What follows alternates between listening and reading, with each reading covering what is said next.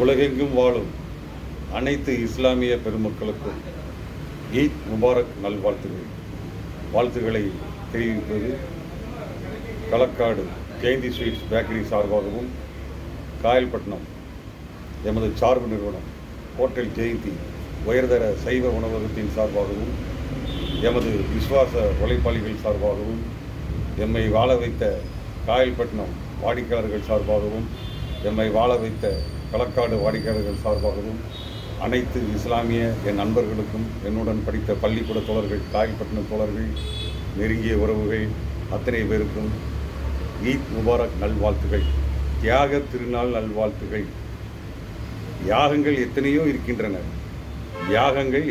இருக்கின்றன. தியாகத்தின் முன் அத்தனை யாகங்களும் சரணாகதி அடைந்துவிடும். இந்த தியாகத்தின் முன் இறைவன் ஆசீர்வதிக்கின்றான். தன்னுடைய குழந்தையை பலியிடுமாறு, தியாகம் செய்யுமாறு இறைவன் கேட்கின்ற பொழுது தந்தை அவர்கள் மனமுவந்து தியாகம் செய்ய முன் வந்தார்கள். அவருடைய மகனும் அந்த தியாகத்தை கேட்டு முன் வந்தார்கள். இறைவன் இவர்களுடைய தியாகத்தை மெச்சி, நீங்கள் உங்கள் குழந்தையை பலியிட வேண்டாம், ஒரு ஆட்டை பலியிடுங்கள் என்று இறைவன் ஆணையிடுகின்றார். அதுதான் நான் முதல்ல சொன்ன மாதிரி, யாகங்கள் 1000 இருந்தாலும்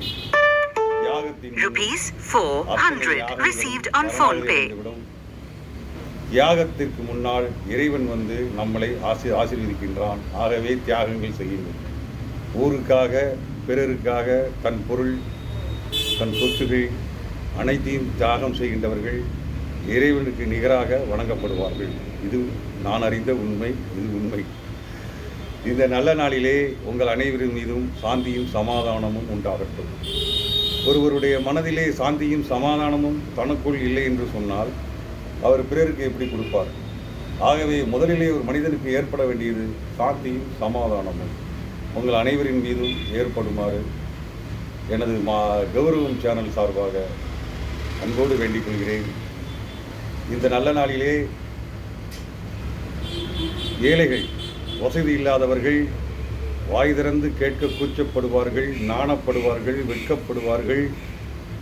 அவர்கள் கையேந்தாமல், உள்ளங்கள் நம்மிடம் கேட்காமல், முணுமுணுக்காமல், அவர்கள் மகிழ்ச்சியோடு இந்த நாளை கொண்டாட, தினசரி அந்த நாளை கொண்டாட, தன்னிடம் உள்ளதை, உணவோ பொருளோ வேலை வாய்ப்போ அத்தனையும் தியாகம் செய்து அவர்கள் பிறரை கஷ்டப்படுபவர்களை மகிழ்ச்சிப்படுத்துவதுதான் தியாகத்தினுடைய உச்சக்கட்டம்.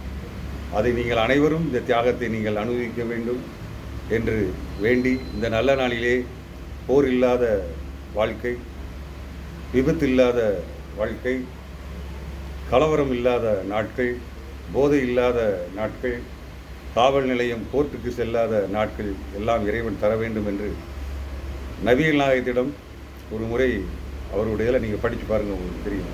ஒரு கேள்வி எழுப்பப்படுகின்றது. யார் முதன்மையானவர்கள் என்று ஒரு கேள்வி கேட்கின்ற பொழுது, யார் ஒருவர் முந்திக் கொண்டு சலாம் சொல்கிறார்களோ அவர்களே முதன்மையானவர்கள் என்று நபிகள் அவர்கள் பதில் கொடுக்கின்றார்கள்.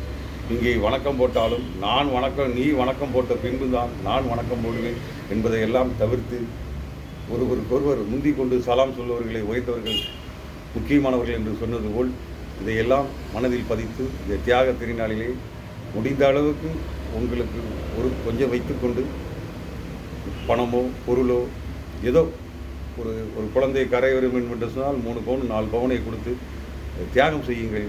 தியாகத்தின் முன்னால் உங்களுக்கு அந்த விதியை வெல்லக்கூடிய ஆற்றல், காலத்தின் தண்டனையிலிருந்து தப்பிக்கக்கூடிய தன்மை, மனம் மகிழ்ச்சியுற வேண்டும் என்று சொன்னால் தியாகம் செய்து விடுங்கள். ஆக இந்த தியாக திருநாள் மிக முக்கியமான திருநாள். இதிலே வாழ்த்துவதிலே நான் மிக்க பெருமை கொள்கின்றேன்.